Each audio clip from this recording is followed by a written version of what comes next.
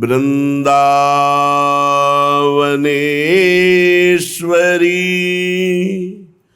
तवैव पदारविंदम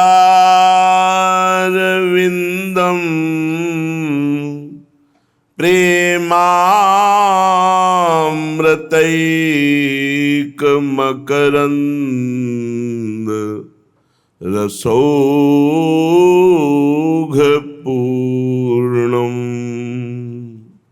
हृद्यर्पितं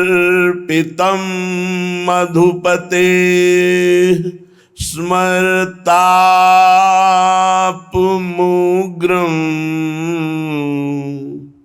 निर्वापयत् परम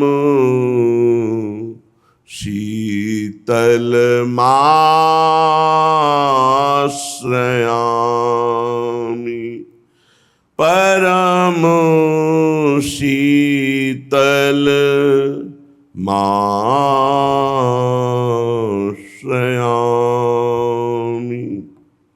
चलते हैं श्रीमद् भागवत महापुराण।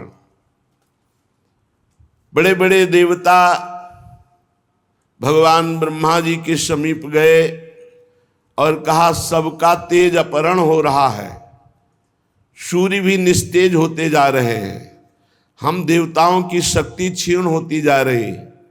महाराज मुझे पता नहीं कि इसका कारण क्या है, आप कृपा करें। तो ब्रह्मा जी ने बताया चिंता मत करो, ये दिति के गर्भ में विराजमान भगवान के दिव्य पार्षद जय और विजय, वही अमंगलकारी रूप आचरण करने वाले जब प्रकट होने की भावना कश्यप जी ने बताई तो दिति ने रोक लिया। 100 वर्ष हो गए, प्रसव ही नहीं होने दिया। ये सनक सनंदन सनातन सनत कुमार के शाप से जय विजय दिति के गर्भ में विराजमान है। देख लो, भगवत प्रेमी महात्माओं का अपराध करने पर वैकुंठ से भी नीचे पतन हो गया, जो कदापि ऐसा शास्त्रों में नहीं पाया गया। वैकुंठ में प्रवेश पाने के बाद फिर इस जगत में आना नहीं होता। यद्गत्वा न निवर्तन्ते तद्धाम परमम मम। लेकिन धाम में भी भगवत प्रेमी महात्मा का अपराध बन गया तो जय विजय को 3 जन्म के लिए दैत्य भाव असुर भाव से इस भूतल पर आना पड़ा।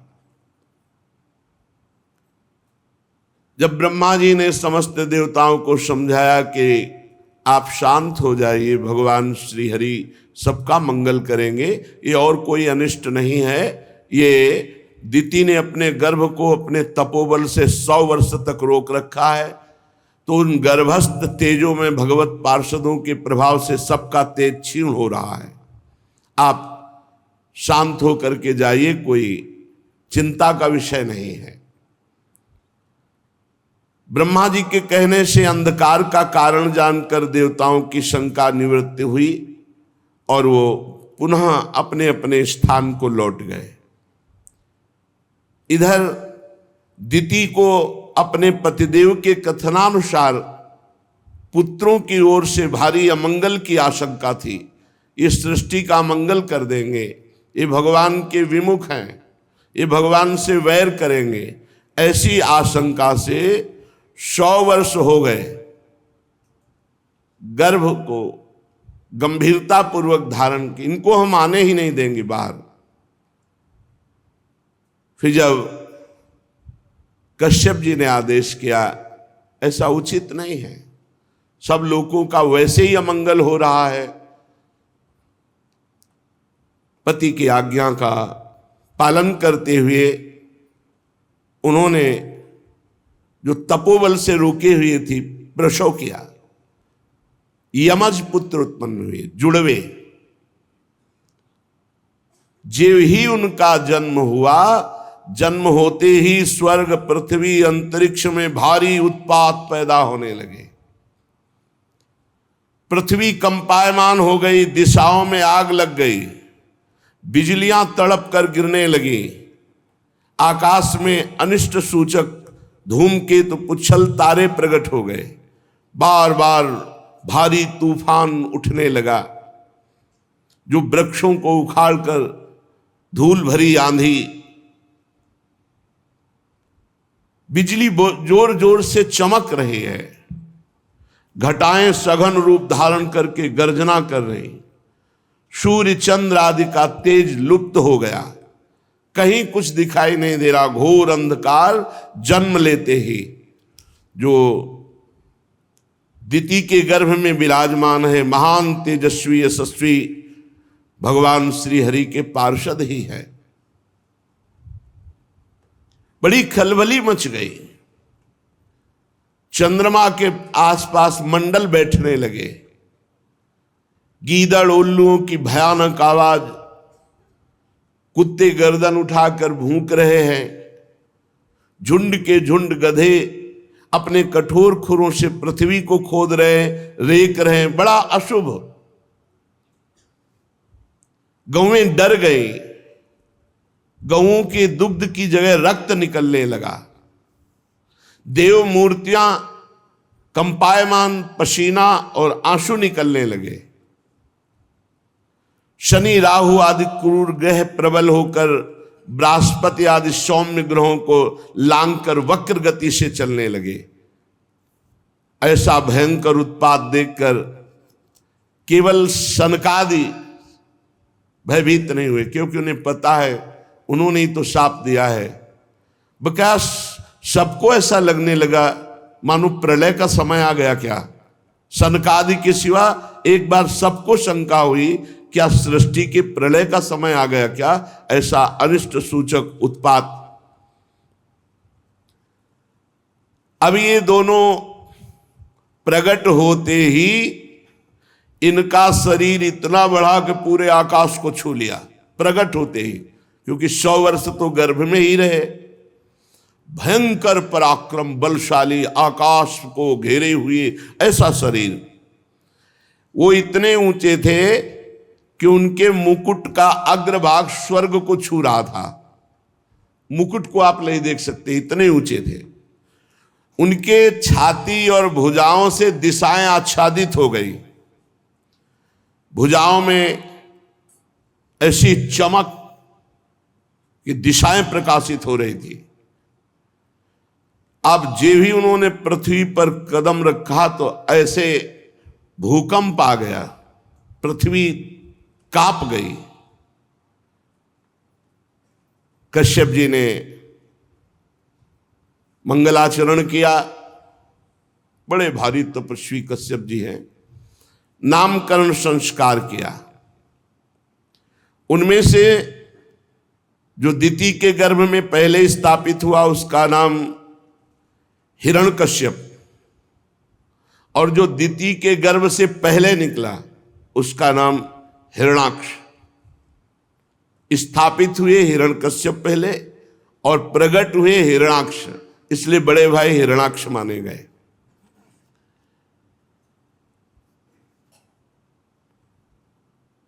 हिरण्यकश्यप तो ऐसा मत वाला बलवान कि अपनी भुजाओं के बल से मारता पर्वतों को तो चकनाचूर हो जाते। लोकपाल थर्रा गए हिरण्यकश्यप का बल देखकर। और हिरण्याक्ष तो हाथ में गदा लेकर के हर लोक में जाके गर्जना करता, कोई सामने नहीं आता हिरण्याक्ष के। पैरों की धमक असह थी, वो पैरों में बड़े बड़े नूपुर पहने, विजय सूचक माला धारण किए, विशाल गदा लिए, जिधर जाता कोई उससे लड़ने वाला ही नहीं। हिरण्याक्ष देवता तो ऐसे डर कर भागते जैसे छोटे बच्चे भेड़िए को देखकर डर के, जैसे गरुण के डर से सांप, ऐसे देवता भयभीत होकर भागते। हिरण्याक्ष ने देखा कि उसके सामने कोई लड़ने वाला ही नहीं, तो हर लोक में जाकर के गर्जना करता। फिर वो गहरे समुद्र में घुस गया और अपनी गदा का प्रहार लहरों पर करता। सब जलचर जीव घबरा गए।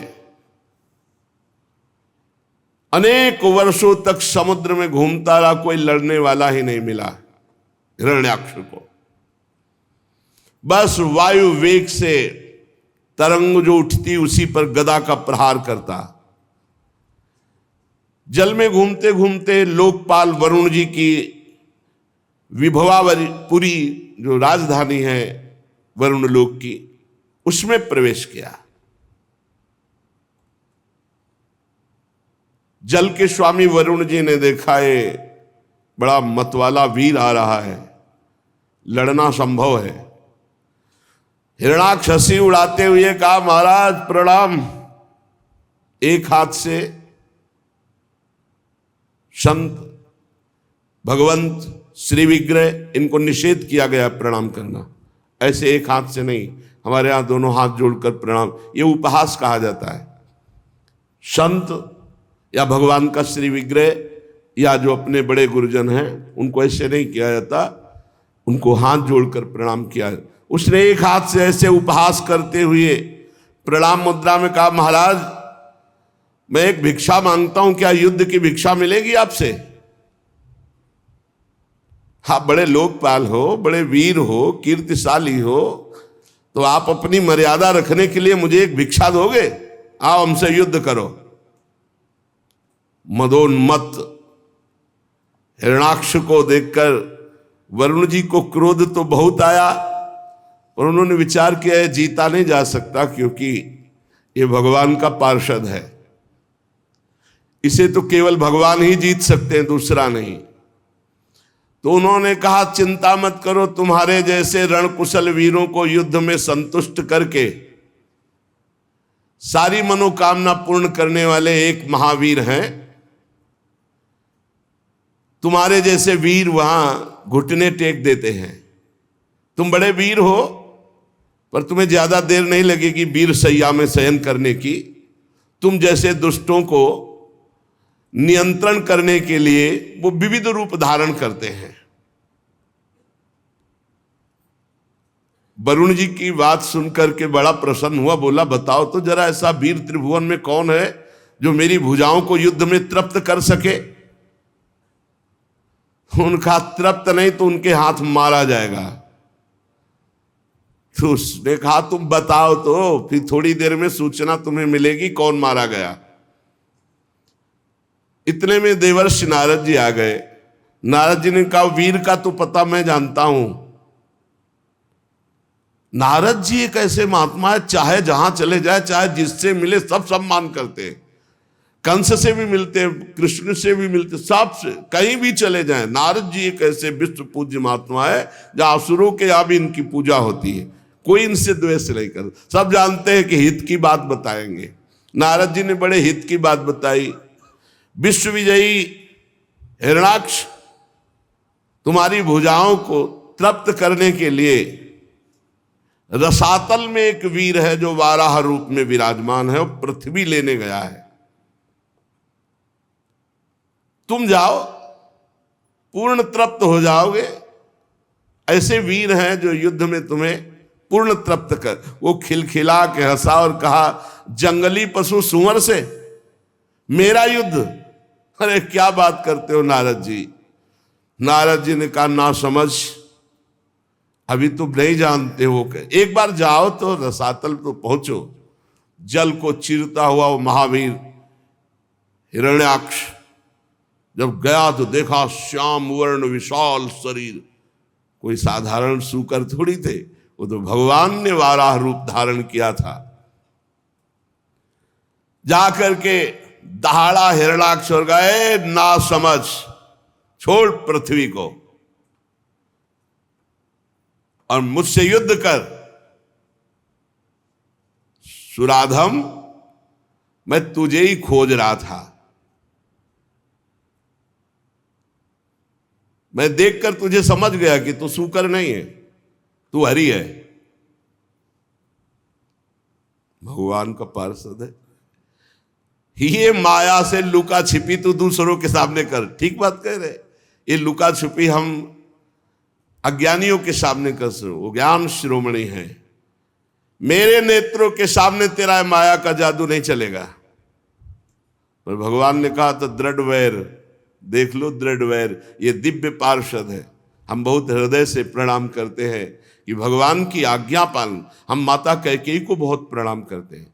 एकांत में भगवान राम जी ने कहा था, माता ये बात ना कौशल्या जी पूर्ण कर सकती है और ना सुमित्रा जी पूर्ण कर सकती। माँ तू मुझे बहुत प्यार करती है, मेरा अवतार जगत कल्याण के लिए हुआ है। माँ यदि कल प्रातः काल राज्याभिषेक स्वीकार कर लिया तो जिस कार्य के लिए आया वो कार्य नहीं हो पाया। इसलिए माँ तू कृपा करके मेरा 14 वर्ष का वनवास ऐसा तू मांग। कैकेयी जी ने वो बात स्वीकार की। देखो अपने प्यारे राम जी की इच्छा के लिए अपनी निंदा सही, अपने प्यारे भरत का वियोग सहा। भरत ने कभी मां नहीं कहा और वैधव्य सहा, जगत की निंदा सही। ये विशेष जो भगवान के प्रियजन होते हैं इनको समझ पाना बड़ा कठिन होता है। तेरी माया दूसरों के सामने चलेगी, मेरे सामने नहीं चलेगी। मैं तेरा नाश करने के लिए समर्थ हूं, हिरण्याक्ष कह रहा है। मूढ़, तेरा जो बल है वो योग माया ही है ना, तुझ में कोई पुरुषार्थ नहीं, केवल योग माया से तू बली है। आज मैं तुम्हारी योग माया को चकनाचूर करूंगा। जब मेरे हाथ से छूटी हुई गदा तुम्हारे सर पर पड़ेगी तो तुम्हारी योग माया नहीं बचा पाएगी तुम्हें। तब जितने तेरी आराधना करने वाले भक्त देवता ऋषिगण है ना, ये तब समझ पाएंगे कि तेरे से भी बलवान हिरण्याक्ष है। हिरण्याक्ष भगवान को ऐसे दुर्वचन बोल रहा था। भगवान अपने दांत पर पूरी संपूर्ण पृथ्वी भयभीत हो गई। भगवान ने कहा तुम चिंता मत करो, बिल्कुल चिंता मत करो, तुम हिलोगे भी नहीं, तुम्हें थोड़ी भी कोई परेशानी नहीं होगी। भगवान वो बोलता गया, पीछे ललकारता गया। भगवान आए और पृथ्वी को स्थापित किया। तीखी दाढ़ वाला वो हिरण्याक्ष भगवान से कहता जाता है, बड़े वीर हो, तुम्हें भागने में लज्जा नहीं आती, लेकिन तुम कुछ भी कर सकते हो, तुम्हें संकोच शर्म तो है नहीं। अरे मैं ललकार रहा हूं, मुझसे युद्ध करो। भगवान ने जब आधार शक्ति का प्रयोग करके पृथ्वी को स्थापित किया, ब्रह्मा जी फूलों की वर्षा कर रहे हैं, प्रभु कार्य संपन्न हुआ। मनुष्य रूपा की संतान इसी में पलेगी। आप पृथ्वी लाकर बड़ा जगत का उपकार किया, मंगल किया। फूल बरसते देखकर हिरण्याक्ष ने कहा बहुत अच्छा लग रहा होगा बारा भगवान से, अब मेरी गदा की भी वर्षा सहो। और उसने भगवान को कटवचन कहते हुए गदा का प्रहार किया। भगवान ने सहज में उसकी गदा फेंकी हुई पकड़ ली। अरे दुष्ट, तुझ जैसे मृत्यु पास में बंधे हुए अपनी आत्म प्रशंसा करने वालों पर महापुरुष जन ध्यान नहीं देते। आत्म प्रशंसा करना अपने सारे पुण्यों का नाश कर लेना है। आत्म प्रशंसा का मतलब होता है अपनी मुख से अपनी बड़ाई करना, कभी नहीं करना चाहिए, इससे सारे पुण्य नष्ट हो जाते हैं। तुम क्या समझते हो हमने ये किया, हमने ये किया, वो सब जा रहा है, सब खत्म हो रहा है। अगर कोई तुम्हारी प्रशंसा करने लगे, राधा राधा राधा, तुरंत काट दो, राधा राधा राधा। अरे भगवान की कृपा, गुरु की कृपा से कुछ बन जाए तो बन जाए, मुझ जैसे अधम से क्या बन। ऐसे अपनी प्रशंसा करना और दूसरे की निंदा करना सारे पुण्यों का नाश कर लेना है। भगवान कह रहे हैं तू अपने मुंह से आत्मश्लाघा कर रहा है, अरे अभागे तू मृत्यु के पास में बंधने वाला है। हाँ, तुझ जैसे वीर से मैं भयभीत होकर भागूंगा। अरे भाई मेरी सामर्थ्य कहां कि तुम्हारे सामने खड़ा हो जाऊं। भगवान वाराहदेव निशंक होकर ऐसा उत्तर दे रहे। अब जब दैत्य ने देखा कि भगवान उपहास कर रहे तो क्रोध से तिलमिला उठा और बड़े वेग से मुष्टिका का प्रहार किया, घूसे का प्रहार भगवान पर। देखो भगवान के श्रीअंग का स्पर्श प्राप्त कर रहे। भगवान टेढ़े होकर के अपने को प्रवीणता पूर्वक बचा लिया। जैसे योग सिद्ध पुरुष पर मृत्यु आक्रमण करती है तो वो परमात्म चिंतन में स्थित होने के कारण उस पर मृत्यु का कोई प्रभाव नहीं पड़ता। जैसे बताया कि जब भक्त का शरीर छूटता है तो जैसे मतवाले गजराज हाथी से गले की माला टूट कर गिर जाए उसको पता भी नहीं चलता, ऐसे जन्मत मरत दुषा दुख होई। वो योगी को जो जिसका चित्त परमात्मा में लगा हुआ है, भक्त को जिसकी चित्त वृत्ति भगवान में लगी हुई है, और ब्रह्मज्ञानी को जो आत्मबोध प्राप्त है, तीनों को मृत्यु का दुख नहीं होता। अब तो वो क्रोध से ओट चबाता हुआ हिरणाक्ष गदा लेकर बार बार घुमाकर भगवान पर झपटा। प्रभु वो गदा प्रहार कर ही पाता कि अपनी गदा से उसकी दाईं भौं पर प्रहार किया, पर हिरणाक्ष ने अपनी गदा में वो प्रहार रोक लिया। अब भगवान और हिरणाक्ष का भयंकर युद्ध, देवता लोग तो फूले लिए खड़े हैं, भगवान इसको ज्यादा खिलाइए मत, ये बहुत बलवान है। ब्रह्मा जी भी कहने लगे, देव ये दुष्ट दैत्य बड़ा प्रबल है, ये भक्त देवता ब्राह्मण गौ निरपराध जीव इनका नाश करने वाला है, और जो इनका नाश सोचता है आप उसका विनाश जरूर कर देते हैं। इसलिए महाकंटक रूप है प्रभु, इससे खिलवाड़ मत करो। ये दुष्ट बड़ा मायावी घमंडी निरंकुश है, प्रभु आप ऐसे खिलवाड़ कर रहे हैं जैसे कोई गरुण सांप के बच्चे से खेले। प्रभु आप खिलवाड़ मत करो, हे देव ये महाबलवान है। ब्रह्मा जी के कपट रहित वचन सुनकर भगवान मुस्कुराते हुए कटाक्ष किया कि आप शांत रहिए। झपट करके निर्भय विचरण करने वाले हिरणाक्ष की ठुड्डी पर कौमुदकी गदा से प्रहार किया। हिरणाक्ष ने ऐसी गदा मारी कि गदा भगवान की दूर गिरी जाकर चक्कर काटती हुई, पर हिरणाक्ष रुक गया और कहा और अस्त्र उठाओ, हम युद्ध का धर्म जानने वाले हैं, नियत्थे पर वार नहीं करते। भगवान उसकी इस बात पर मुस्कुरा दिए और कहा बहुत धर्म बुद्धि रखते हो। स्मरण किया अपने पार्षद सुदर्शन चक्र का, गर्जना करते हुए सुदर्शन जी भगवान के हाथ में विराजमान हुए। सुदर्शन चक्र उपस्थित हुआ, भगवान के हाथ में चक्कर लगाने लगा, किंतु फिर भगवान ने विचार किया कि अपने प्रिय पार्षद को अभी और खिलाया जाए। इसलिए सुदर्शन जी को फिर कहा अच्छा शांत हो जाओ, अंतर ध्यान। सुदर्शन, अरे हम ऐसे भगवान के दास हैं, दिव्य भगवान के पार्षद, ये सब दिव्यास्त्र किनके लिए है? भक्तों की रक्षा, भगवान को अपनी रक्षा करनी है क्या? अरे हम सबकी रक्षा के लिए ही है तो हैं। हिरणाक्ष ने देखा कि कमल दल लोचन हरि ने सुदर्शन को बुलाया और फिर शांत कर दिया, तिलमिला उठा और दांतों से ऊँट चबाने लगा, मानो भगवान को अब भस्मी कर देगा, और उछल कर बोला ले अब तो नहीं बच सकता। भगवान के ऊपर गदा का प्रहार किया, भगवान ने अपने हाथ से गदा को रोक ली, पुनः वापस फेंक दिया। भगवान सर्वशक्ति संपन्न है। महादैत्य हिरणाक्ष का घमंड बढ़ता जा रहा है और भगवान पर विविध प्रहार कर रहा है। कभी त्रिशूल भगवान पर मारता है, कभी गदा, कभी मुष्टिका का प्रहार, घूंसे का प्रहार करता है। भगवान उसके इन प्रहारों को सह रहे, खिलवाड़ कर रहे हैं।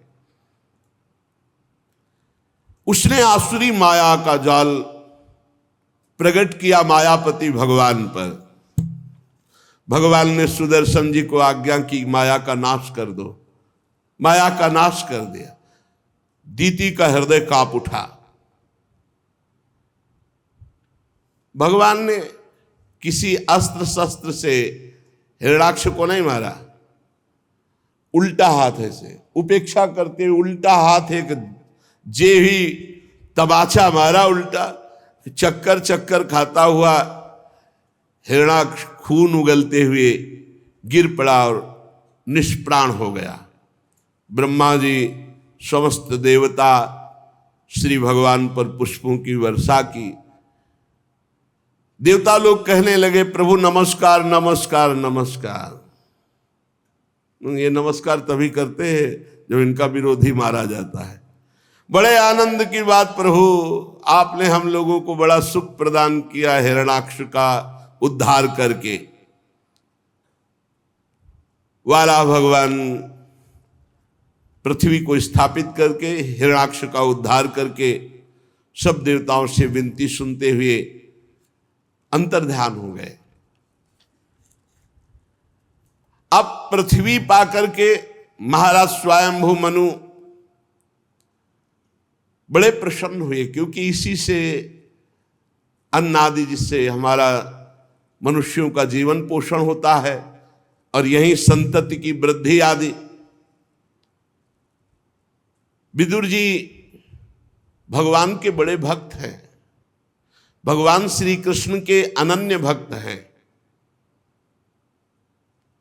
महर्षि द्वैपायन के ये पुत्र हैं, साक्षात धर्म हैं, कृष्ण भक्तों के अनुगामी हैं। तीर्थ सेवन से अंतःकरण पवित्र और हो गया है। अब वो तत्वज्ञानियों में श्रेष्ठ मैत्रेय जी से सर्व पाप नाशकारी भगवान की लीलाओं के विषय में प्रश्न करते हैं।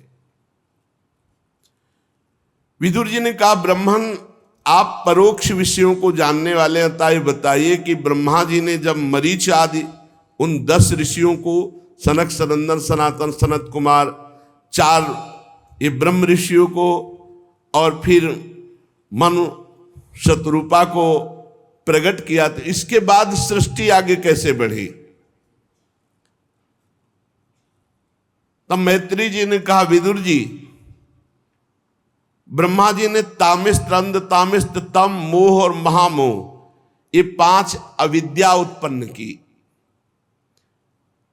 ब्रह्मा जी ने सोचा ये तो अज्ञान और अविद्या प्रकट कर दी, तो बड़ा अच्छा नहीं लगा, बड़ा उनको शोक सा हुआ। और उन्होंने अपने जिस शरीर से रचा था, तम मोह महामोह तामिस्त अंध तामिस्त ये 5 प्रकार की अविद्या, शरीर को छोड़ दिया। जे ही शरीर को छोड़ा तो उससे यक्ष और राक्षस प्रकट हो गए छोड़े हुए शरीर से, और वो ब्रह्मा जी को ही खाने के लिए दौड़ पड़े। ब्रह्मा जी भागे, आवाज आती जा रही, खा जाओ रक्षा मत करो, बड़े भूख से व्याकुल हो। तो ब्रह्मा जी ने, जिन्होंने कहा रक्षा मत करो, उनको राक्षस, खा जाओ असुर और यक्ष ये नाम दिए। तो यक्षों की, राक्षसों की, असुरों की उत्पत्ति ऐसे हुई। ब्रह्मा जी ने अब संकल्प करके दिव्य तेजों में शरीर धारण किया, उससे 7 देवताओं की उत्पत्ति हुई। और क्रीड़ा करते हुए ब्रह्मा जी ने जो शरीर त्यागा उससे दिन हुआ, और जिससे राक्षसों की उत्पत्ति हुई थी उससे रात हुई। दिन रात की उत्पत्ति, यक्ष असुर राक्षसों की उत्पत्ति और देवताओं की उत्पत्ति। फिर ब्रह्मा जी के जघन देश से अत्यंत अज्ञानी कामासक्त राक्षसी स्वभाव के लोगों की उत्पत्ति हुई। अब वो इतने कामी थे कि ब्रह्मा जी को दौड़ा लिया। ये देखकर ब्रह्मा जी हंसे कि ये निर्लज हमारे ही पुत्र होकर हमारे ही पीछे दौड़ रहे हैं कामासक्त होकर। उन्होंने भगवान का स्मरण किया, भगवान बचाओ, ये सृष्टि रचना है, इसीलिए भगवान का बगीचा है, इसमें हर प्रकार के फूल हैं। भगवान का स्मरण करना पड़ा। जो जघन देश से पैदा हुए वो ब्रह्मा जी के ऊपर काम भाव से भागे। ब्रह्मा जी भागे, देखा बच नहीं पाएंगे तो भगवान को पुकारा, प्रभु रक्षा करो, आपने कहा था सृष्टि रचना और ये ऐसी सृष्टि है कि हमारे कोई तंग करने चले हैं। त्राहिमाम त्राहिमाम, ये हमारे ऊपर ही पाप दृष्टि कर लिए। नाथ एकमात्र आप ही बचा सकते हो। ब्रह्मा जी को आतुर देख करके भगवान ने कहा संकल्प करो, शरीर को छोड़ो ना। संकल्प किया, उस शरीर को जे भी छोड़ा तो शरीर एक दिव्य सुंदरी स्त्री के रूप में हो गया, जिसका नाम हुआ संध्या देवी। संध्या देवी बड़ा सुंदर रूप, संध्या देवी का अलौकिक नवीन अवस्था उन काम पीड़ितों ने स्वीकार किया। संध्या देवी को कुबुद्धि दैत्यों ने स्त्री रूपणी संध्या के विषय में तरह तरह के तर्क करके फिर आदर पूर्वक उनको स्वीकार किया। संध्या काल में बहुत सावधान, नहीं तो बुद्धि भ्रष्ट हो जाएगी। खान पान भोग सामग्री ये दुनिया का उस समय नहीं, भगवत चिंतन, नहीं तो राक्षसी बुद्धि पैदा हो जाएगी। प्रातःकालीन संध्या, सायंकालीन संध्या, इन दो में तो बहुत सावधान होकर 5 मिनट ही सही नाम जप करे, भगवान सूर्य को प्रणाम करे। उन मूढ़ों ने संध्या को स्त्री समझकर स्वीकार कर लिया और वो पाप स्वभाव के हो गए, पापी। ब्रह्मा जी ने अपनी दिव्य कांति पुनः प्रकट की और हंसे। जब हंसे तो अप्सराओं का प्रादुर्भाव हो गया, चंद्रिका ज्योत्सना का प्रादुर्भाव हो गया, और शरीर जब छोड़ा तो उससे विश्वावसु और गंधर्वों का प्रादुर्भाव हो गया। इसके बाद ब्रह्मा जी ने दूसरा शरीर धारण किया, उससे भूत और पिशाचों को प्रकट किया, जो दिगंबर और दूसरों को कष्ट देने वाले। और ये किसके ऊपर भूत पिशाच आक्रमण कर सकते हैं? जम्हाई रूप, जो शरीर छोड़ा भूत पिशाच प्रकट करके तो जम्हाई रूप हो गया। जूठा मुंह और जम्हाई, भगवत विमुख, इनके ऊपर प्रेत का, पिशाच का, ये जितने भी अनिष्टकारी हैं इनका आवेश आ जाएगा। जब जम्हाई हो आज से तो राधा राधा राधा, गोस्वामी जी कह रहे राम राम कई जे जमुहाही तिन्हीं न पाप पुंज समुहाई। बोले जमुहाई शरीर में भूत प्रेत आवेश का कारण। जब जमुहाई आए तो जरूर नाम, वैसे तो नाम हर समय जब जमुहाई आए तो राधा राधा राधा, जय हो प्रभु आपकी जय, श्यामा श्याम, राधा राधा। गोस्वामी जी कह रहे राम राम कहो। निद्रा के समय आचमन करके पवित्र होके सो, नहीं भूत प्रेत पिशाच इनके आगमन का हो सकता है। जूठे मुंह कभी भी मत रहो, कुछ भी खाओ, आचमन करो, पवित्र हो, तब यात्रा करो या बैठो, जो भी। जूठा मुंह, जमुहाई, अपवित्र दशा में नींद लेना, इन्हीं में प्रेतों का आक्रमण हो जाएगा। पिशाच आदि आकर के उन्माद पैदा कर देते हैं, पक्की बात है। सर्वत्र हैं ये भूत प्रेत पिशाच। जूठे मुंह मत रहो, जमुहाई के समय नाम जप करो, जब नींद आवे तो पवित्र होकर के आचमन करके शयन करो, और भगवान का नाम स्मरण चल रहा है तो कोई भी जीते विनायक शुभ अशुभ, विघ्न करे नहीं कोई, विघ्न करे नहीं कोई, डरे कलिकाल कष्ट भय। ये भूत प्रेत उन्हीं के ऊपर आक्रमण करते जो भूत प्रेत के आचरण और स्वभाव वाले होते हैं। ऐसी क्षमता नहीं कि किसी को छू लें, किसी को दंड दे दें, किसी को पकड़ लें, ऐसा नहीं। जो भूत प्रेत आचरण वाले हैं ना, जिन आचरणों से वो भूत प्रेत बने, वही आचरण जो करता है, जूठे मुंह रहता है, भगवत विमुख रहता है, पवित्र रहता है, उन्हीं के ऊपर आक्रमण होता है। फिर ब्रह्मा जी ने उस शरीर को छोड़ा, एक नया शरीर धारण किया तेजोमय। उससे साध्यगण और पितृगणों की उत्पत्ति हुई। और उस शरीर को जब छोड़ा तो साध्यगणों ने क्रमशः काव्य और हव्य, पिंड दान आदि के रूप में स्वीकार किया। फिर ब्रह्मा जी ने नवीन शरीर धारण किया, उससे सिद्धों की उत्पत्ति की, विद्याधरों की उत्पत्ति की, और अंतर्धान नामक तेजोमयी एक स्थिति, अंतर्ध्यान हो जाना।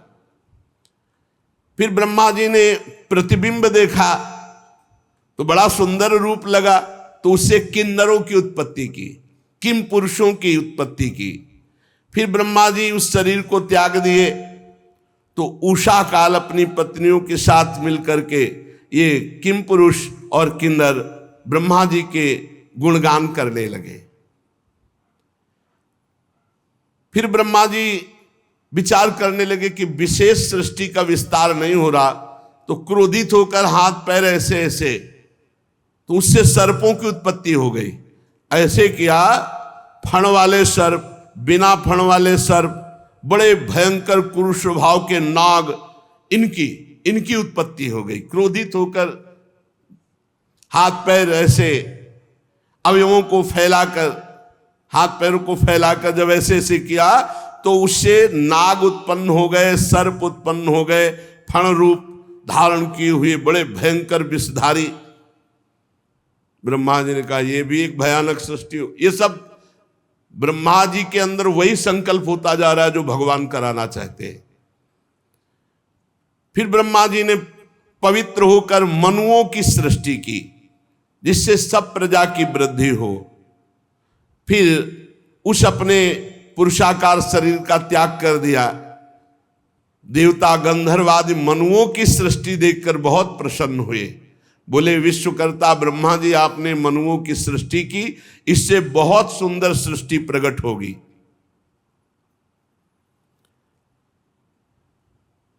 भगवान स्वयंभू मनु का वंश बड़ा आदरणीय माना गया है।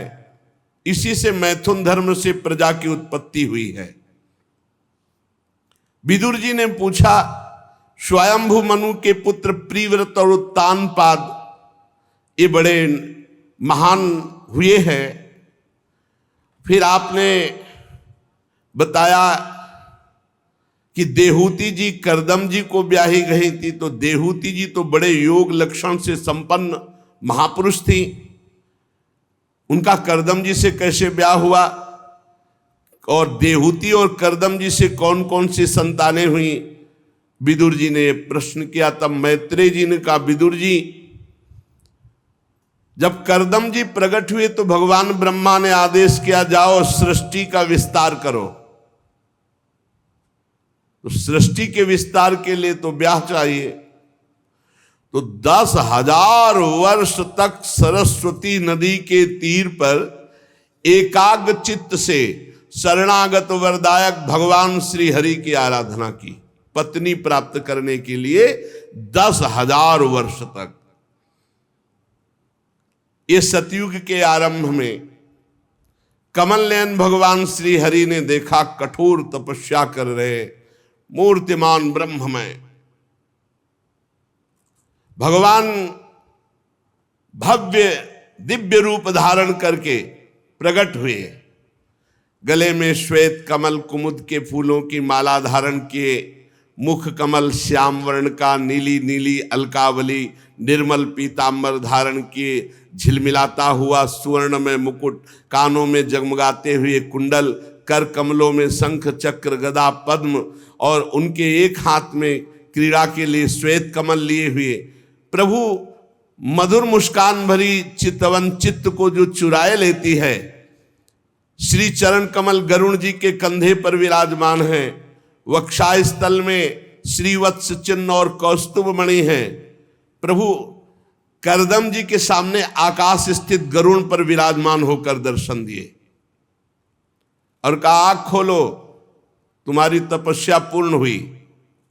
जे भी देखा गरुड़ पर विराजमान भगवान श्री हरि, साष्टांग प्रणाम किया और प्रेम पूर्ण चित्त से हाथ जोड़कर भगवान की स्तुति की। करदम जी ने कहा, स्तुति करने योग्य परमेश्वर, आप संपूर्ण सत्वगुण के आधार हैं। योगी जन उत्तरोत्तर शुभ योनियों में जन्म लेकर अंत में योग के द्वारा आपके दर्शन से ही पूर्ण भगवत प्राप्ति होती है। उत्तरोत्तर जनलोक, महालोक, तपलोक, सत्यलोक, लेकिन इसमें जीवन मुक्त या परब्रह्म प्राप्ति या भगवत दर्शन नहीं। बोले उत्तरोत्तर शुभ लोकों को प्राप्त होकर फिर अंत में आपके दर्शन की आकांक्षा करते तो उनको दर्शन प्राप्ति होती। फिर वो इस संसार समुद्र से पार जाने का एकमात्र उपाय आपके श्री चरण कमल रूपी जहाज है। ये माययाते हत में दशस्त्वत् पादार विंदम भव सिंधु पोतम। इस भव समुद्र का जहाज है भगवान के चरणारविंद। उपासते काम लवायते शाम राशीस कामान निरये पियेषु। जिनकी बुद्धि मारी गई है वे आपके चरणों से विमुख होकर के नारकी पापाचरण करते हैं और नरक भोगते हैं। स्वामिन, जिसने आपके चरण कमलों का आश्रय ले लिया उसके संपूर्ण मनोरथ पूर्ण हो गए। प्रभु, यद्यपि आपका दर्शन बड़ा दुर्लभ है पर मुझे प्राप्त हुआ, पर प्रभु मैं कैसे कहूं कि आपसे क्या मांगना चाहता हूं, क्योंकि बड़ी हंसी की बात होगी आपको प्राप्त करके, आपको न मांग करके मैं आपसे पत्नी मांगता हूं, क्योंकि मेरे पिता ब्रह्मा जी की आज्ञा है सृष्टि विस्तार करो। आप स्वरूप से निष्क्रिय होने पर माया के द्वारा सारे संसार का व्यवहार चलाने वाले हैं। थोड़ी सी भी आपकी उपासना कर ले तो उसकी दुर्गति नहीं होगी। ये बातें पकड़ने वाली हैं। थोड़ी सी भी हरि की उपासना हो जाए तो दुर्गति नहीं होगी। ऐसे आपके श्री चरण कमल बंदनी है, मैं आपको बार बार नमस्कार करता हूं।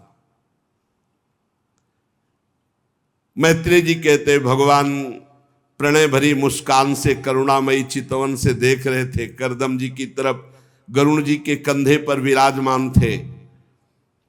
श्री भगवान ने कहा, तुमने बड़ा आत्म संयम किया। 10,000 वर्ष तक जितेंद्रीय रहकर एकाग्र होकर मेरी आराधना की।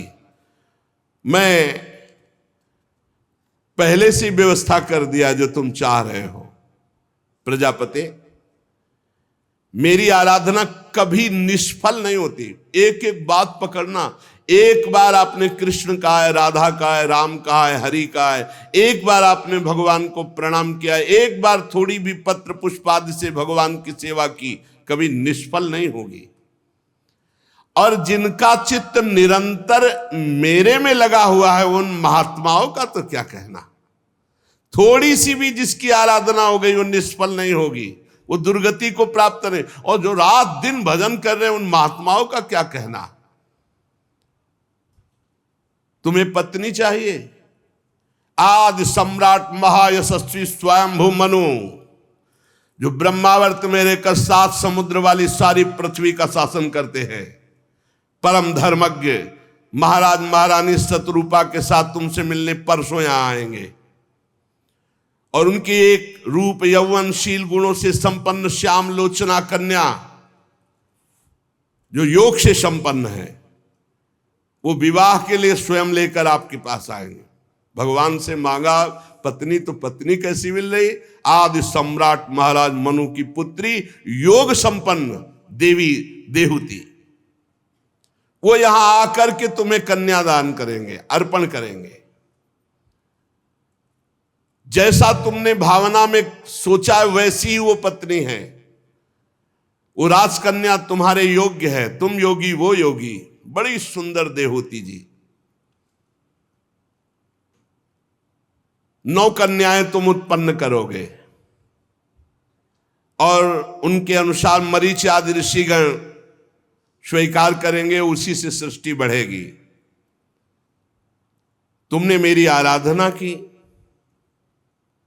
सारे कर्मफल मेरे को समर्पित किए, इसलिए तुम्हें आत्मज्ञान प्रदान करने के लिए मैं स्वयं तुम्हारे पुत्र रूप में प्रकट होऊंगा। ये अपनी तरफ से भगवान ने वरदान दिया। यही कृपा भगवान की होती है। जीव जब विषय मांगता है तो भगवान विषय के साथ अपनी कृपा दे देते हैं, जिससे उसका परम कल्याण हो जाता है। इसीलिए किसी और से मत मांगिए, मांगिए तो प्रभु से मांगिए और प्रभु के ऊपर छोड़ दीजिए। पूरा करें या ना करें, श्रद्धा पर फर्क ना पड़े तो महामंगल हो जाएगा। भगवान कह रहे कि मैं स्वयं तुम्हारे यहां पुत्र रूप से अवतरित होऊंगा। विदुर जी कर्दम ऋषि से इस प्रकार कहकर भगवान श्री हरि सरस्वती नदी से अंतर्ध्यान हो गए। गरुड़ जी पर तो विराजमान ही थे। भगवान बड़े करुणामय हैं। हमें लगता है कि अगर विषय भी मांगे तो भगवान से ही मांगे। देखो विषय तो दिया ही, और स्वयं कह रहे कि मैं स्वयं आऊंगा पुत्र रूप में। भगवान कपिल के रूप में आए और बहुत सुंदर ज्ञान का उपदेश करके दोनों को, कर्दम जी को भी और देहूति जी को भी परम पद प्रदान किया।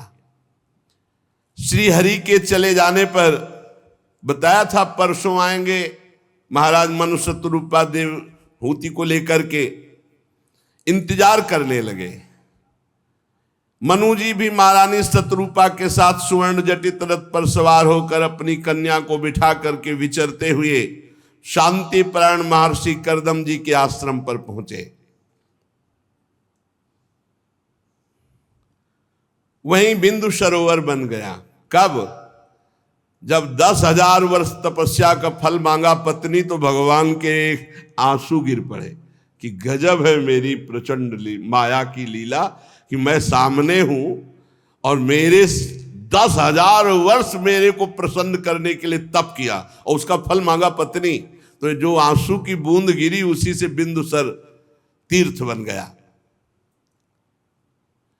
बिंदु सरोवर बड़ा पवित्र तीर्थ है। बड़ा ही सुंदर आश्रम जहां कर्दम जी विराजमान है। उन्मत्त मयूर पक्ष फैला फैला कर जगह जगह नृत्य कर रहे हैं। कोकिला कुहुक रही है। कदम्ब चंपक अशोक करंज बकुल अशन कुंद मंदार कुटज, इनके बड़े बड़े वृक्ष हैं। जलकाग बतख हंस कुरर जलमुर्ग सारस चकवा चकोर चकवी ये सब कलरव कर रहे हैं। और वहां जंगल में हरिण सुअर स्याही नीलगाय हाथी लंगूर सिंह वानर नेवला कस्तूरी मृग सर्प ये सब दिखाई दे रहे हैं। ऐसा घोर जंगल जहां कर्दम जी वास कर रहे हैं। मनु जी वहां पहुंचकर देखा तपस्या से अस्थिमात्र हुए रहे शरीरा। कर्दम जी का शरीर ऐसा, एक वलकल की लंगोटी, पूरा शरीर कृश, गर्मी सर्दी बरसात सब सह रहे। विशाल नेत्र, सिर पर जटा सुशोभित, वलकल का चीर धारण किए हुए प्रसन्न मुद्रा में स्वयंभू मनु पधार रहे। ये देख करके अर्घ दान किया। राजा का भगवान का स्वरूप माना जाता है। अर्घ दान किया और प्रणाम मुद्रा में होकर के कहा आतिथ्य स्वीकार कीजिए। मनु जी ने कर्दम जी के द्वारा दी हुई पूजा स्वीकार करके फिर कर्दम जी की पूजा की। राजा ऋषि को भगवान का स्वरूप मान करके, तो ऋषि राजा को भगवान का स्वरूप मानकर दोनों की आराधना। कर्दम जी ने कहा देव आप भगवान श्री हरि की पालन शक्ति स्वरूपा है, राजा है। निसंदेह सज्जनों की रक्षा और दुष्टों का संहार करने के लिए भगवान ही राजा रूप से विराजमान है। मैं आपसे जानना चाहता हूं कि आपकी क्या सेवा करूं, आपका प्रयोजन क्या है, मेरे लिए आज्ञा क्या है। जो आज्ञा करोगे मैं निष्कपट भाव से उसे स्वीकार करूंगा। मनु जी ने कहा, वेद मूर्ति भगवान ब्रह्मा ने वेदमय विग्रह की रक्षा के लिए तपस्या, विद्या और योग इनकी रचना की है। जो तपस्या, विद्या और योग से पुष्ट होता है उसी से हम सुरक्षित होते हैं, हम राजा लोग, और हम राजाओं से पूरी प्रजा सुरक्षित होती है, मनु जी महाराज ने कहा। इसीलिए हर राजा के ऊपर एक महाराजा विराजमान रहता है। देवराजेंद्र त्रिभुवनपति तो ऊपर बृहस्पति जी, महाराज विदेहराज जनक तो सदानंद जी, चक्रवर्ती सम्राट महाराज दशरथ तो वशिष्ठ जी, हर जगह। और जिस राजा का संबंध किसी महर्षि से नहीं है वो ठीक निर्णय करने वाला राजा नहीं होगा। किसी राजा के ऊपर जब महाराजा का शासन होता है तो शास्त्र सम्मत प्रजा पालन रूपी परम धर्म का वो निर्वाह कर पाता है। जो तपस्वी है, जो विद्या, योग और गुणों से संपन्न है, ऐसे महापुरुष के द्वारा हम राजा लोग सुरक्षित होते हैं, हम राजाओं के द्वारा पूरी प्रजा सुरक्षित होती है, ऐसा महाराज मनु जी ने कहा। वैसे मुझे कोई संदेह नहीं, क्योंकि आपके दर्शन मात्र से मेरे हृदय में अपार आनंद है, मनु जी महाराज ने कहा। आपका दर्शन अजितेंद्रीय पुरुष को हो ही नहीं सकता है। मेरा बड़ा भाग्य है जो आप जैसे महर्षि का दर्शन, चरण स्पर्श और रज माथे पर चढ़ा सका। मेरे भाग्योदय से ही आपका दर्शन हुआ है। प्रभु, ये मेरी कन्या है और इसके वर के लिए मैं बहुत चिंताग्रस्त हो रहा था। भगवत इच्छा से मेरे हृदय में आया कि ये कन्या मैं आप ऋषि को प्रदान करूं। ये प्रियव्रत उत्तानपाद की बहन है। अवस्था, शील, गुण, योग सब पूर्ण है। क्या आप इस कन्या रत्न को स्वीकार करते हैं? महाराज मनु जी ने प्रार्थना की कर्दम ऋषि से। और ये भी आपको बहुत प्रेम करती है, क्योंकि एक बार देवर्षि नारद जी ने आकर आपकी शील, विद्या, रूप, आयु, गुण, तपस्या का वर्णन किया, तब से इसने मन में आपको ही पति के रूप में वर्ण किया है। मैं बड़ी श्रद्धा से अपने इस कन्या रत्न को समर्पित करता हूं, आप इसे स्वीकार करें और गृहस्थोचित कार्य के लिए आप सब प्रकार से समर्थ हैं, अर्थात योग संपन्न है, आप सब व्यवस्था कर सकते हैं। जो प्राप्त भोग का तिरस्कार करके फिर दूसरों के आगे हाथ फैलाता है तो उसका मान भंग होता है। प्राप्त भोग का, तो जो भोगों का त्याग करता है उसी को तो विरक्त कहते हैं। मैंने सुना है, देखो आगे जो बोल रहे, मैंने सुना है आपकी विरक्ति एक सीमा तक है क्योंकि आप विवाह करना चाहते हैं। अब ये बात समझ लीजिए, क्योंकि आपका ब्रह्मचर्य एक सीमा तक है। ये बात नहीं, मनु जी ऐसे कैसे बोल सकते? आप नैष्ठिक ब्रह्मचर्य का नियम नहीं लिए हुए हैं, इसीलिए मैंने आपसे प्रार्थना की कि एक कन्या रत्न मैं आपको प्रदान करता हूं। कर्दम मुनि ने कहा ठीक है, मैं भी विवाह करना ही चाहता हूं, और आपकी कन्या का अभी तक किसी पुरुष ने वाग्दान नहीं लिया, इसलिए हम ब्राह्म विधि से विवाह करेंगे। ये सर्वश्रेष्ठ विधि होती है। ब्राह्म विधि, दैव विधि, आर्ष विधि, प्राजापत्य, आसुर, गांधर्व, राक्षस और पैशाच, ये 8 प्रकार की विवाह की विधियां हैं। इसमें सबसे श्रेष्ठ विधि होती ब्राह्म विधि, जिसमें मध्यस्थ ब्राह्मण होता है जो मंत्रों के द्वारा पाणी ग्रहण संस्कार कराता है, और पिता सम्मान के साथ कन्यादान करता है और वर पाणी ग्रहण स्वीकार करता है, वो वैदिक सिद्धांत के अनुसार। राजन, हमारी कन्या आभूषण आदि शोभा को तिरस्कृत करने वाली सुंदरी है। आभूषणों से श्रृंगार करने पर सुंदरता बढ़ती है, लेकिन हमारी कन्या इतनी सुंदर है कि आभूषणों का तिरस्कार करती है और वो आपके योग्य है। एक बार ये महल पर विराजमान छत में थी कि विश्वावसु गंधर्व ऊपर से विमान से निकले और हमारी कन्या को देखा, मूर्छित होकर छत पे गिर गए। इतनी सुंदर देहूति जी है।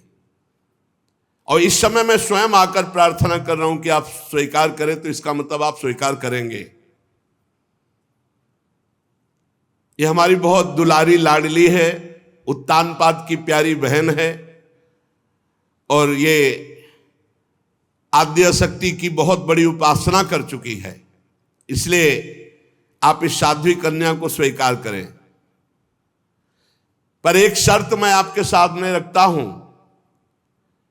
जब तक संतान नहीं होगी तब तक आपको गृहस्थ धर्म स्वीकार करना पड़ेगा, क्योंकि आप बैरागी वैसा ले कि 2-4-10 दिन के बाद भी बैराग ले लो। जब तक संतान समर्थ नहीं हो जाएगी तब तक आपको वैराग्य नहीं लेना है, इसके साथ रहना होगा। ये शर्त स्वीकार करें। मैत्रेय जी कहते हैं, परम धर्म का ज्ञान रखने वाले विदुर जी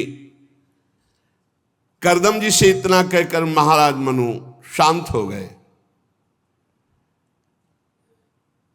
देहूति जी ने दृष्टि डाली कर्दम जी पर। हड्डी हड्डी केवल शरीर में, त्वचा अलग दिखाई दे रही, हड्डी अलग, नेत्र तेजों में जाजुल्यमान सूर्य के समान। प्रणाम किया चरणों में।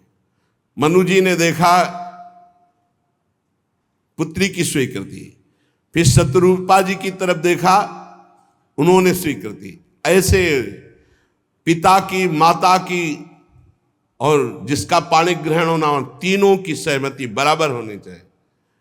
देखो कलयुग का माता पिता से कोई मतलब नहीं है, और एक और पापाचरण चल गया है, लिव इन रिलेशन। भगवान बचावे, कैसा कलयुग का तूफान चल रहा है कि पवित्रता, धर्म, मर्यादा, इसका कोई मतलब नहीं। कैसी सुंदर पवित्र पद्धति है। फिर उन्होंने कर्दम जी को भगवान को साक्षी करके गुणवती कन्या दान किया। ये बहुत बड़ा दान माना जाता। महारानी शत्रुपा ने बेटी और दामाद के लिए जो बहुमूल्य वस्त्र, आभूषण कुछ लाए हुए थे वो प्रदान किए। कुछ समय तक वहां रहे, फिर जब चले तो बेटी का वियोग ना सह कर सकने के कारण हृदय से लगा करके अश्रुमोचन किया महाराज मनु ने। आंसुओं की झड़ी लग गई।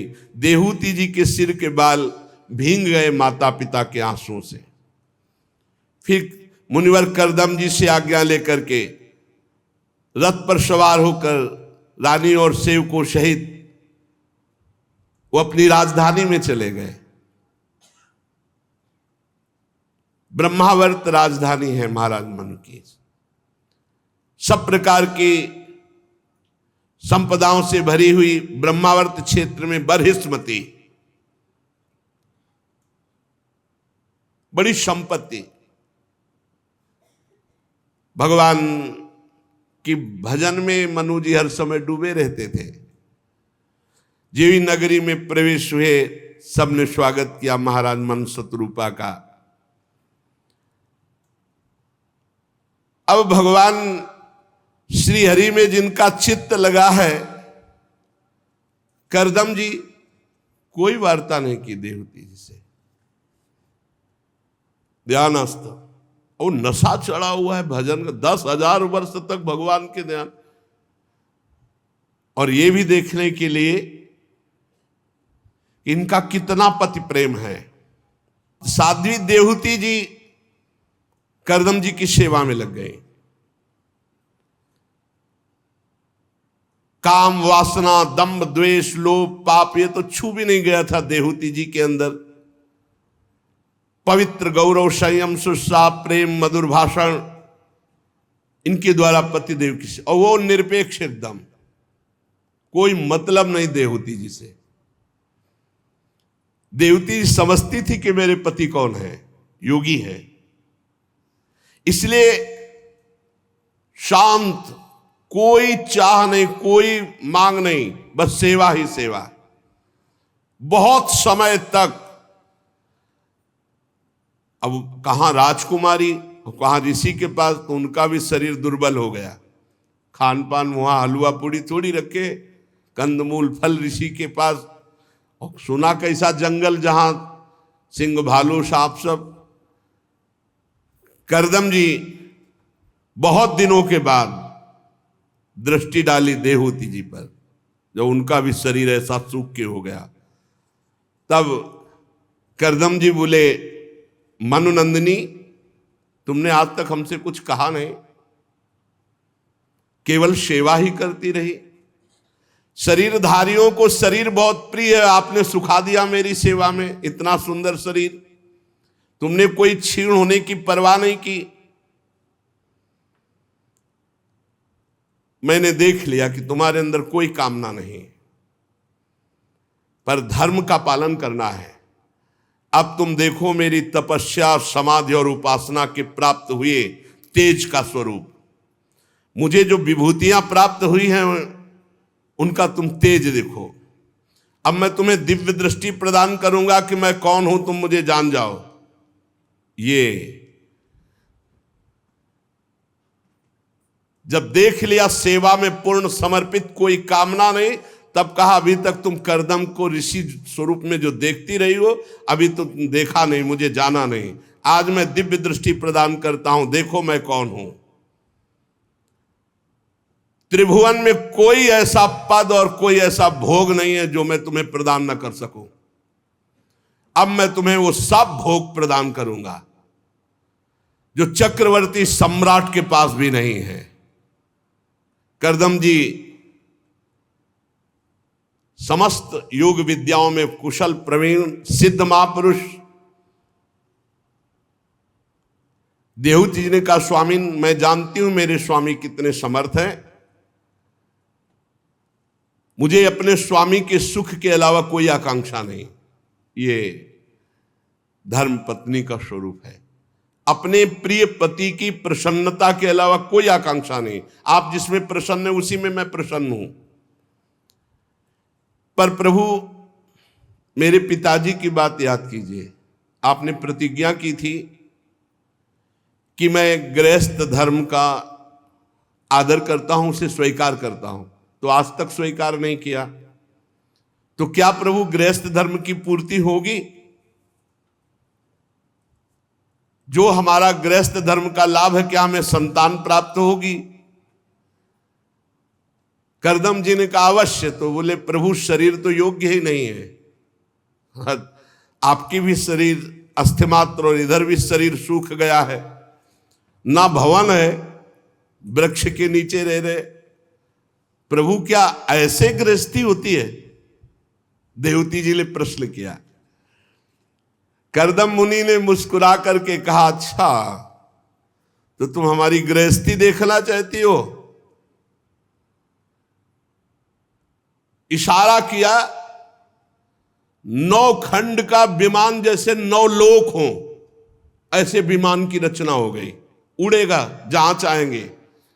9 लोक हो ऐसा विमान, ऐसा नहीं कि कोई छोटा मोटा 10-5 लोग बैठ जाएं ऐसा विमान। 9 खंड का विमान, मानो 9 लोक हो और वो उड़ेगा। और विश्व में कोई यहां से लेकर ब्रह्मलोक तक ऐसा भोग नहीं जो उन 9 खंडों में ना हो।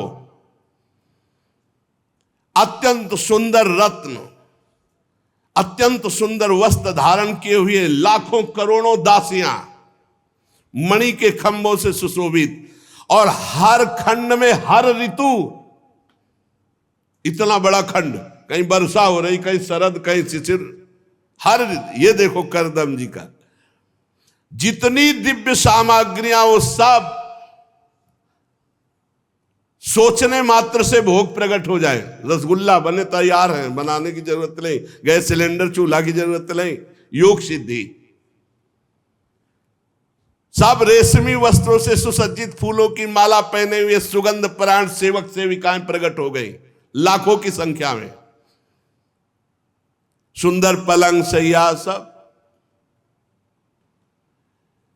मूंगे की देहलियां, हीरे के किवाड़, इंद्रनील मणि के शिखर, स्वर्ण के कलश। महाराज आंखें चकाचौंध हो गई देवहूति जी के कि मेरे पति कितने सामर्थ्यशाली है। पर अपनी तरफ देखा कि तो उनका, देवी ये बिंदु सरोवर है, इसमें स्नान करके आओ। जे भी देवहूति जी उस सरोवर में प्रवेश किया तो उस समय उनके फटे पुराने वस्त्र जो पहना गए थे महाराज, वही सिर के बाल चिपक कर जटा हो गए थे, शरीर में मैल, शरीर कांतिहीन।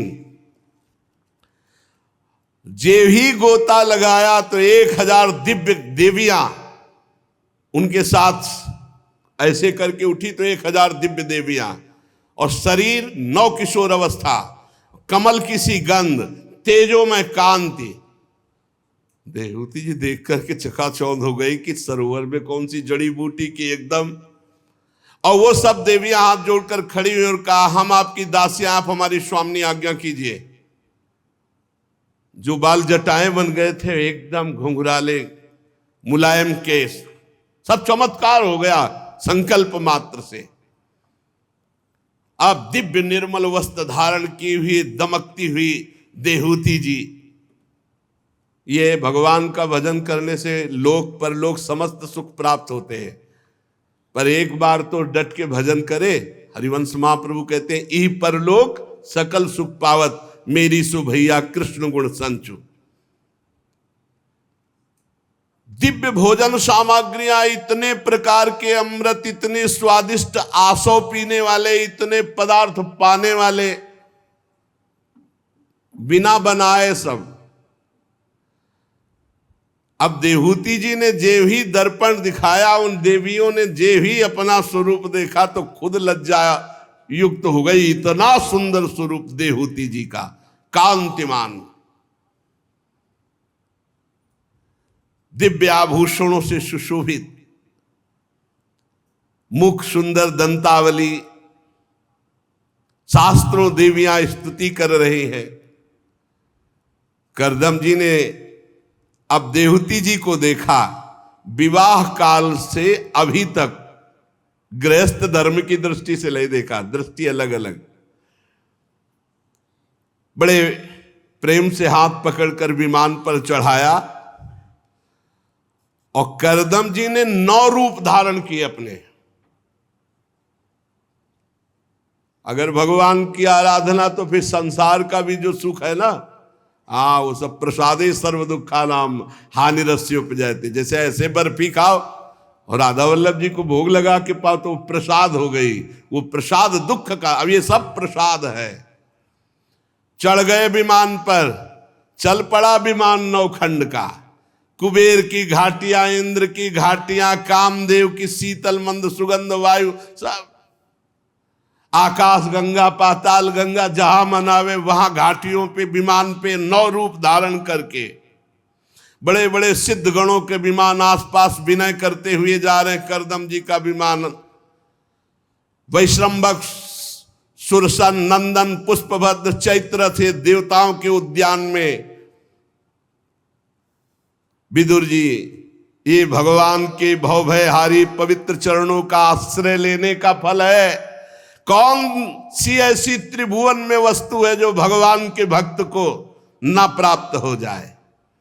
महायोगी करदम जी ने सारे भूमंडल में, सारे द्वीपों में, सारे लोकों में अपनी प्रिया को घुमाया। देवहूति जी को कहा, चलो आज ब्रह्मलोक चलते हैं, आज महालोक चलते हैं, आज सुरसन वन, आज नंदन वन।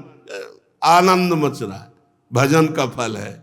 भजन नहीं करोगे तो लोक पर लोक सब बिगड़ जाएगा। भजन जरूरी है। 9 रूपों में देवहूति जी के साथ नौखंड के विमान में बहुत वर्षों तक भ्रमण करता रहा विमान। पेट्रोल डीजल की जरूरत नहीं, संकल्प से चल रहा है। विमान में न ड्राइवर है और न पेट्रोल डीजल की जरूरत है। बोले चलो ब्रह्मलोक, पहुंच गया ब्रह्मलोक। अमुक घाटी वहां पहुंच गया, ऐसे। और खतरा कुछ है नहीं कि अगर विमान बीच में फेल हो गया तो सब नष्ट हो जाएगा, नहीं, बहुत सुंदर व्यवस्था भगवान की। इसलिए भजन कर लो, घाटा तो है ही नहीं भजन करने में। भगवान न प्राप्त हुए तो ऐसा वैभव प्राप्त होगा, ऐसा भजन प्राप्त होगा कि अगले जन्म में भगवान प्राप्त हो जाएंगे। नामे भक्ता प्रणश्यति, थोड़ा भी भजन करने वाले का नाश नहीं हो सकता। इसलिए मान लो राधा राधा राधा, कृष्ण कृष्ण कृष्ण। कामदेव और रति भी ललचाए, ऐसी व्यवस्था थी उन विमान में। कामदेव और रति भी ललचाए, ऐसी व्यवस्था थी। कितने वर्ष तक विहार हुआ? सैकड़ों वर्षों तक। 10,000 वर्ष तो तपस्या किए हैं, तो अगर 10,000 वर्ष विहार करे तो कौन सी बड़ी बात है। और ये सब समय ऐसा लगा मानो मिनट भर में निकल गया भोगों में।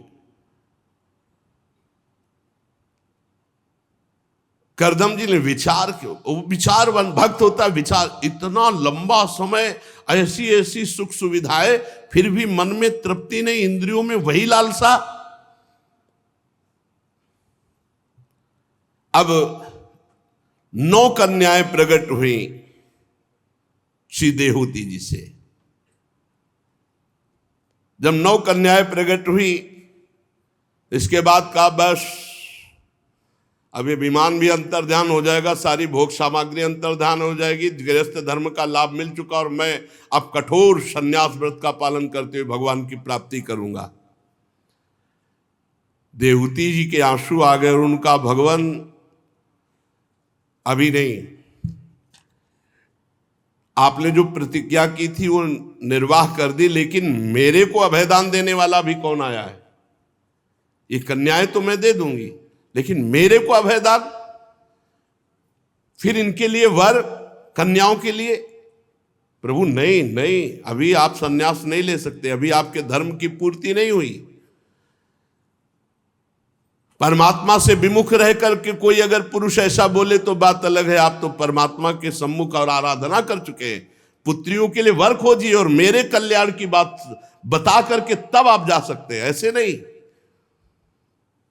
अज्ञानवश यदि आप जैसे महापुरुषों का संग हो जाए तो अमोघस्य वो संगता प्रदान करके भगवत प्राप्ति कराता है। प्रभु ना तो अभी हमारी पुत्रियों का ब्याह हुआ है और ना हमें अभी ज्ञान हुआ है भगवत प्राप्ति का, इसलिए मैं अभी आपको जाने के लिए अनुमति नहीं दी। और बिना पत्नी की अनुमति के सन्यास लिया नहीं जाता।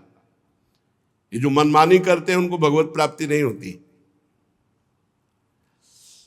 देहूति जी ने जब ऐसी बात की तो करदम जी ने कहा, एक बात याद आ रही है, उस समय आप नहीं थी, भगवान के जब हमें दर्शन हुए और उन्होंने आपका परिचय बताया कि आप पत्नी रूप में प्राप्त होंगी, तब उन्होंने ये कहा था 9 कन्याएं होंगी और 10वें में मैं स्वयं आऊंगा तुम्हारा उद्धार करने के लिए। दूसरे राजकुमारी, तुम खेद मत करो, तुम्हारे कल्याण और हमारे कल्याण के लिए अविनाशी भगवान पधारने वाले हैं। तुम अब व्रतों का पालन करो, संयम से रहो, निरंतर नाम जप करो, भजन करो। अब भगवान आने वाले हैं जो हमारे तुम्हारे अहंकार की, देहाभिमान की ग्रंथि का भेदन करेंगे। बहुत प्रसन्न हुई देहूति जी। पूर्ण विश्वास था कि मेरे पति साक्षात भगवान ही हैं। निर्विकार जगत गुरु भगवान श्री पुरुषोत्तम की आराधना में जो हर समय लगा हुआ है वो भगवान का ही स्वरूप। तस्मित् जने भेदा अभावात्। जैसे काष्ठ से अग्नि प्रकाशित होती है, ऐसे ही देहूति जी से भगवान प्रकट हुए। मेघ गर्जना होने लगी, गंधर्वगण गान करने लगे, अप्सराएं नृत्य करने लगी, आकाश में देवताओं के नगाड़े बजने लगे, दिव्य पुष्पों की वर्षा हुई। सरस्वती नदी के तट पर करदम जी के आश्रम में स्वयं भगवान ब्रह्मा जी आए और साक्षात परब्रह्म परमात्मा भगवान श्री हरि सांख्य शास्त्र का उपदेश करने के लिए अपना अवतार धारण कर रहे हैं, इसलिए सबने आकर के वहां वंदना की। ब्रह्मा जी ने कहा, प्रिय करदम, तुमने जो तपस्या की दूसरों का मान दिया, उसका फल ये हुआ कि आज स्वयं भगवान तुम्हारे यहाँ पधारे। वो कितना मंगलमय गृहस्थ जीवन जिसके घर में भगवान पधारे या भगवान का कोई प्रेमी भक्त पधारे। सो कुल धन्य उमा सुन जगत पूज्य सुपनीत। वो जगत पूज्य परम पावन कुल है जिसमें भगवान का कोई प्रेमी भक्त पधारे। ये तो साक्षात भगवान पधार रहे हैं। मैं जानता हूं संपूर्ण प्राणियों की निधि भगवान कपिल के रूप में अवतीर्ण हो रहे हैं। ये भगवान का अवतार कपिल देव जी के रूप में है। ब्रह्मा जी ने देवहूति से कहा, राजकुमारी ये तुम्हारी पति भक्ति का फल है कि स्वयं भगवान तुम्हारे गर्भ से प्रकट हो रहे और तुम्हारे अज्ञान की ग्रंथि का छेदन करेंगे, बड़े बड़े सिद्धों को सांख्याचार्यों को उपदेश देंगे। इनका नाम कपिल भगवान होगा।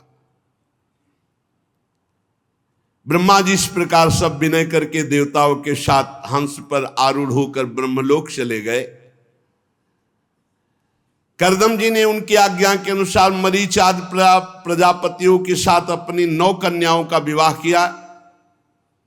कला नाम की कन्या मरीचि को, अनुसुईया नाम की कन्या अत्रि ऋषि को, श्रद्धा नाम की कन्या अंगिरा ऋषि को, हविर्भु नाम की कन्या पुलस्त ऋषि को समर्पित की और पुलह को उनके अनुरूप गति नाम की कन्या दी।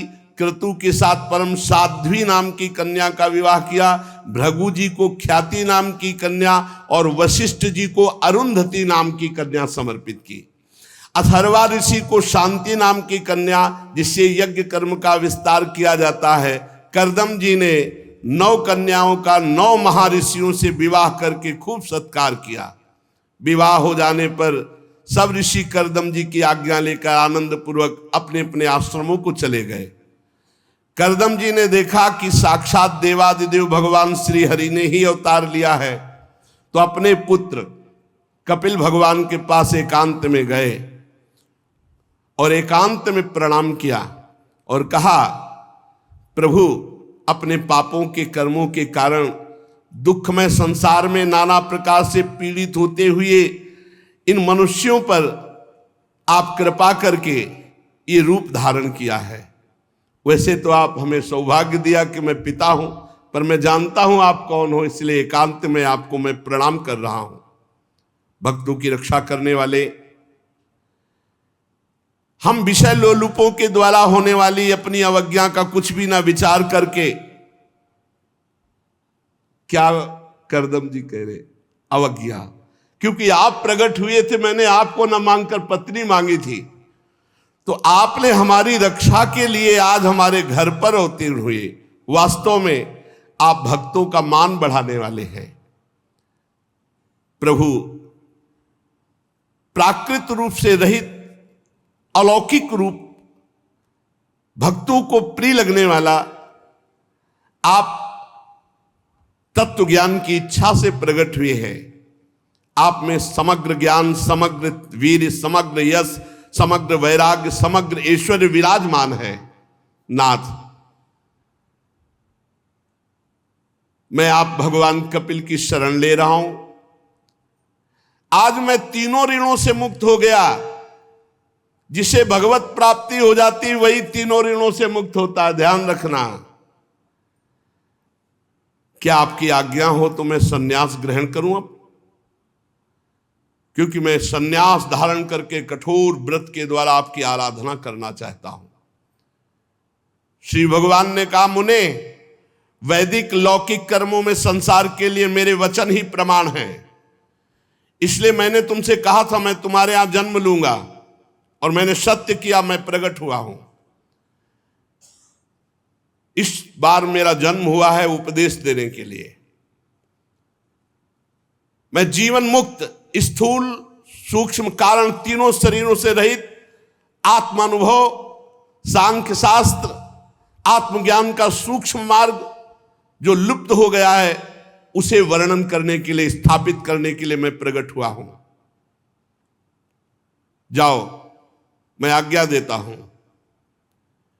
इच्छा अनुसार संन्यास धर्म स्वीकार करो और समस्त इच्छाओं का त्याग करके दुर्जय मृत्यु को जीतकर मेरे को प्राप्त हो। सामने बैठे हैं, कह रहे मेरे को प्राप्त हो। यही अर्जुन जी से कह रहे भजन के बिना नहीं। भगवान सामने बैठे कह रहे इच्छाओं का त्याग कर मेरा भजन करते हुए मेरे को प्राप्त हो। इच्छा ही बंधन है। मैं स्वयं प्रकाश संपूर्ण जीवों के अंतःकरण में रहने वाला परमात्मा हूं। जब तुम बुद्धि के द्वारा समस्त इंद्रिय और मन को समेटकर मेरे में लगा दोगे तो अंतःकरण में ही तुम्हें मेरा साक्षात्कार हो जाएगा, हृदय में ही। उसी समय तुम मोक्ष पदवी को प्राप्त कर लोगे मेरा साक्षात्कार करके। और तुम आज से माता देहूति की चिंता मत करो, उनको तो मैं परम पद प्रदान करूंगा।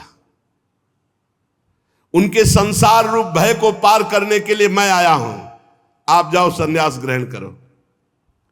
भगवान कपिल के इस प्रकार कहने पर प्रजापति करदम जी ने भगवान कपिल देव जी की 4 परिक्रमा की, प्रणाम किया और उसी समय कठोर संन्यास का व्रत लेकर के निकल पड़े। अहिंसा में संन्यास धर्म का पालन करते हुए एकमात्र भगवान की शरण में होकर मौन हो गए। समस्त अग्नियों का त्याग कर दिया, समस्त कर्म फलों का त्याग कर दिया, निसंग जड़वत ये स्थिति। जैसे भगवान ऋषभ देव कार्य कारण से अतीत सत्वादि गुणों के प्रकाशक निर्गुण अनन्य भक्ति से प्रत्यक्ष होने वाले परब्रह्म परमात्मा का कपिल भगवान के रूप में जो प्रकट हुए थे साक्षात्कार कर लिया। वाणी से मौन, शरीर से निसंग, कर्म और कर्म फल भगवत समर्पित, जड़वत एकमात्र भगवान के चिंतन में। तो जो भगवान पुत्र रूप में अवतरित हुए थे उन्हीं का साक्षात्कार कर लिया। परब्रह्ममयी स्थिति श्री करदम जी की। अहंकार, ममता, सुख दुख आदि द्वंद्वों से छूटकर भेद का नाश करके अपने स्वरूप में अभेद स्थिति, जो भगवान वही स्थिति, अभेद स्थिति को प्राप्त होकर जैसे शांत लहरों वाला समुद्र, ऐसे करदम जी भगवान को प्राप्त हुए। परम पद की स्थिति में करदम जी महाराज स्थित, ये भगवान की कृपा से। भगवान अजन्मा है, अपने भक्तों के लिए वो जन्म लेते हैं। योगी प्रवर पुरुष श्रेष्ठ भगवान कपिल जी की अद्भुत कीर्ति है। विदुर जी जैसे आत्मज्ञान विषय का आपने प्रश्न किया, ऐसे ही माता देवती जी ने भगवान कपिल देव जी से प्रश्न किया। जब देखा कि करदम जी तो संन्यास लेकर चले गए, उनका तो काम हो गया, अब मेरा काम बनाने के लिए तो प्रभु स्वयं आए हुए हैं। तो जिस दिन शांत मुद्रा में भगवान कपिल देव जी विराजमान थे, उनके समीप पहुंच करके देहूति जी ने कहा, भूमन प्रभो, मैं जानती हूं आप मेरे पुत्र नहीं हो, पुत्र बनने की लीला किए हो, आप जगत पिता हो, स्वयं भगवान हो। प्रभु मैं इन दुष्ट इंद्रियों से भोग भोग करके छक गई, ऊब गई, पर ये नहीं मान रही। यही बात है। निर्विणा नितराम भूमन नसिनेन्द्रिय दर्शनात् एन संभाव्य माने न प्रपन्नांधम तमः प्रभु। प्रभु ये दुष्ट इंद्रियां इतना भोग भोगी, फिर भी मैं तो ऊब गई, लेकिन ये इंद्रियां फिर भी नहीं ऊबी, उन्हीं भोगों में जा रहे। प्रभु अब इनकी इच्छा पूर्ति करना बंद, ये घोर अंधकार में मुझे ले जा रहे हैं। नाथ मेरे को अब चिंता तो है नहीं, क्योंकि मेरे कल्याण के लिए आप मेरे पुत्र बने हो आकर के, पर मैं अब जन्म परंपरा में नहीं जाना चाहती, मेरा आखिरी जन्म हो, प्रभु कृपा करो। मैं अब इस अज्ञान अंधकार में नहीं डूबना चाहती, मेरे नेत्र आप हो नाथ, मुझे दिखाओ रास्ता, अब मैं जन्म नहीं चाहती, बहुत छक गई इन इंद्रियों से, बड़ी दुष्ट है। हे आदि पुरुष, आप मेरे नेत्र हो जो सूर्य की भांति ज्ञान का मार्ग दिखाओगे, ये अज्ञान का नाश कर, अज्ञान अंधकार का नाश करके ज्ञान रूपी प्रकाश करने वाले, जो मैं देह में फंस गई, ये दुराग्रह कैसे मिटेगा? मैं स्त्री हूं, आप मेरे पुत्र हैं, ये दुराग्रह, ये मेरा महामोह कैसे दूर होगा नाथ? ये जो देहाभिमान ये कैसे दूर होगा? प्रभु मेरे तो आप ही हो, संसार रूपी असत वृक्ष के काटने के लिए आप ही कुठार हो। मैं आपसे प्रकृति और पुरुष का ज्ञान प्राप्त करना चाहती हूं, मैं आपकी शरण में हूं। हे भक्तवत्सल, मैं आपको प्रणाम करती हूं, आप ऐसे उपदेश कीजिए जिससे मेरा देहाभिमान नष्ट हो जाए, अज्ञान अंधकार नष्ट हो जाए। जब माता देहूति ने ऐसा प्रश्न किया तो भगवान कपिल देव जी उन्हें उत्तर दे रहे हैं। सो शेष चर्चा आगे। श्री राधा वल्लभ लाल की।